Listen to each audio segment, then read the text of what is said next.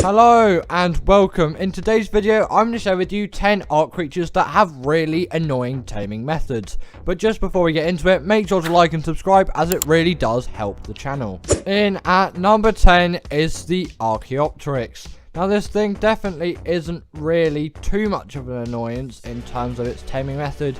It just spawns in a really annoying area, and also this thing just has a very weird taming food as well. You literally have to feed this thing chitin. This thing, in my opinion, just has a really annoying taming method, as somehow whenever I'm taming one of these things, for whatever reason I actually tame one of these things, I always end up messing it up miserably. And also, once you have got this thing tamed, it isn't really even worth having one, because the glide suit exists now. Before the glide suit existed, this thing may have been very viable for you. But now the glide suit exists, these things really are not worth the tame, and for me, they are just really, really annoying. In at number 9 is the Basilosaurus. Now, in my opinion, this may not be the same for you, but I just really, really hate passive tames. Passive tames are literally the bane of my Ark playing. Especially around a Basilosaurus in the wild, you will find loads of mantas. And mantas are an absolute pain. The worst part of taming a Basilo is definitely luring all of those mantas away and finding a way to either lose them or dispose of them. And sometimes that just takes absolutely ages. And on top of all of that, the Basilosaurus tame does take a while on top of that as well. Passive tames are definitely not fast. And I would argue that a knockout tame is significantly faster than a passive tame. When you have tamed a Basilosaurus though, these things are incredibly useful, and I do think every Ark player at some point should tame themselves a Basilosaurus. These things are absolutely legendary. They are by far the best creature for doing underwater caves, as they are immune to electric eels and jellyfish, which is a godsend. In at number 8 is the Arporalur. Now for me, the Arporalur is a completely useless tame. I have absolutely no use for this tame at all, but if you play PvP on Ark, the Arporalur is a great shout and definitely a tame worth taming.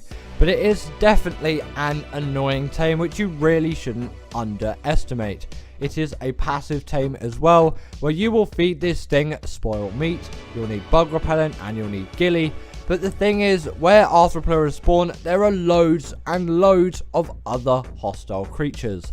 But I would say Ragnarok is the go-to map for taming these things, as on the island, they only spawn in caves, and you really do not want to be taming one of these things in caves, as it is pretty much bound to go wrong unless you kill every other creature in the cave, which simply isn't viable.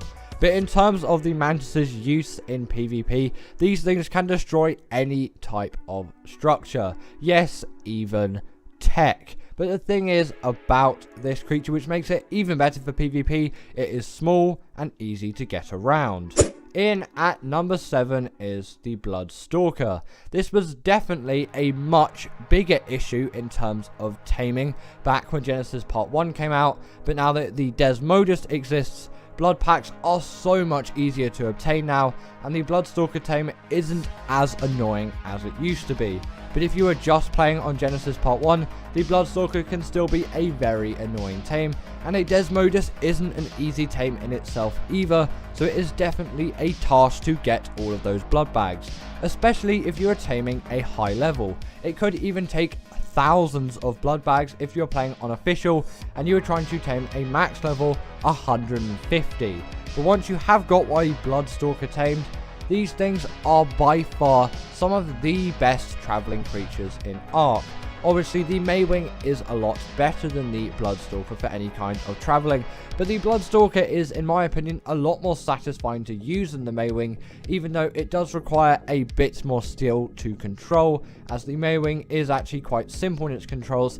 It still takes a while to learn, but if you compare the Stalker to something like the gas bag, this thing is much easier to control. And also Genesis Part 1 really rewards you for learning those skills, as there are many missions where you will need a Bloodstalker, and there are also Bloodstalker race missions on Genesis Part 1 as well. So if you want some quick, easy hexagons, then actually if you are good at flying a Bloodstalker, it might not actually be a bad shout to learn how to fly a Bloodstalker, and then you will be able to combat those missions really easily and get all of those necessary hexagons. In at number 6 is the Basilisk. Now I'm sure by now you know how the Basilisk is tamed, and it is definitely an annoying one which you should not underestimate. You will need eggs such as a rock drake egg, a magmasaur egg, or I think wyvern eggs work too. And essentially after you have those eggs, what you need to do is from a higher position where it is not aggro to you, you need to drop the eggs above it, and then it will keep eating those eggs, and then eventually at some point after many eggs that it is eaten, you will tame yourself a Basilisk. And this is definitely a tame worth taming. They are reasonably fast, they do insane amounts of damage, and I'm pretty sure their second attack even does torpor. And they are actually quite good base defense as well, as you can bury them into the ground and store items if you needed to do that.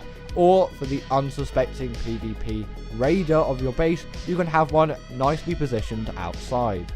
In at number 5 is the Astrodelus. This is definitely a new Ark creature in the grand scheme of things. Yes, it is 2 years old now, but I still classify it as a newer Ark creature, as it is not pre-extinction, I would say. It's kind of new Ark creature stage things. But either way, if you were wondering how to tame one of these things, the Astrodelus on paper seems like a very simple tame. You simply pet it and then feed it element. That may seem like a really easy task, but trust me, the Astrodelus is definitely not an easy task to tame at all. The element definitely does take a lot of time to gather, not really on Genesis Part 2, but it will still be a bit of an inconvenience. But mainly that petting cycle and it running away and then you feeding it element can be really annoying, as the space biome on Gen 2 has many creatures like the void worms which can really mess up your tame, and the Astrodelus itself can just mess up the tame, as in some cases Astrodeluses may get too hostile and you'll just get knocked around and they may bite you and attack you, especially when they come in packs. It can be really hard just to get near one, as like a Diplo would do, they just keep knocking you and kind of playing you around and stopping you from getting anywhere close to them. But once you have one tamed, they are absolutely insane. In at number 4 is the Golem. This thing has a very simple tame, again on paper, and its tame method is pretty much the same as the next creature on the list, except the next creature is a little bit harder to tame. The Rock Golem, simply put, you just have to shoot cannons right into this thing's face. And actually that is a little bit of an issue, as cannons aren't very easy to control on Ark, which makes it really annoying. And also a Rock Golem head is pretty small for a cannon to actually hit. It's like the Titanosaur tame. Yes, it may seem quite easy to just shoot a cannon directly into its face, but this is a moving target. Yes, you can trap it, but it will still move in some cases and attack and kind of move itself out of the way a bit. This is not as simple as it seems on paper. But once you do have one of these things tamed, they are insane creatures on Scorched Earth and any map, really. They are great PvP tames, definitely a very valuable creature that deals a lot of damage. But just as a quick note, you also are not going to feed these things meat. Don't do it, feed them rocks. In at number 3 is the Astrocetus. This is tamed the exact same way as the Rock Golem is, and the way you do that is by shooting cannons directly into its face.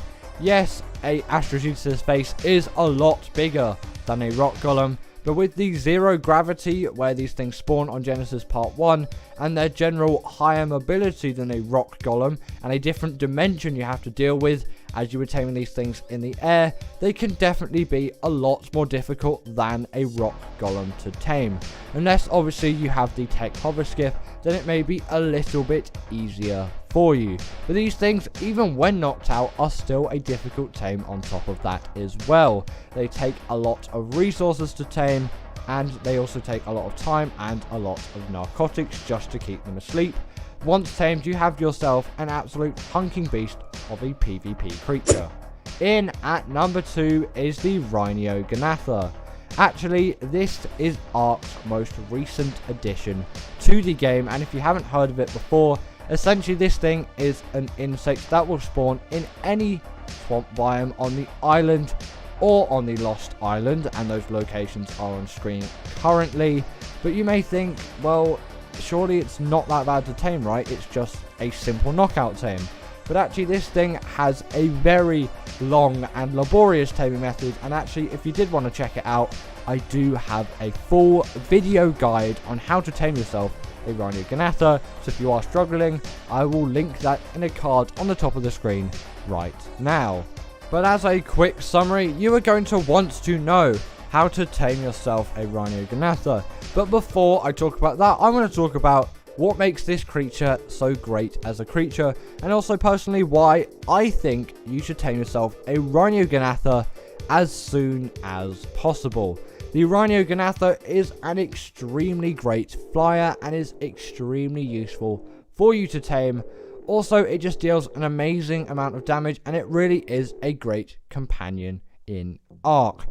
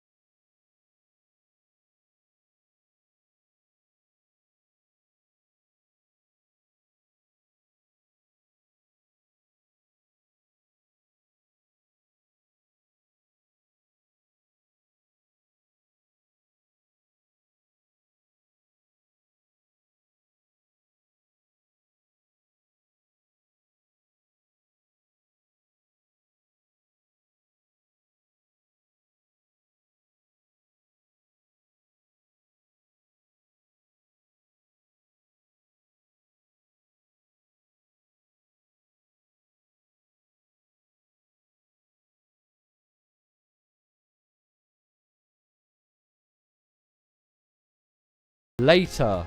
Bye.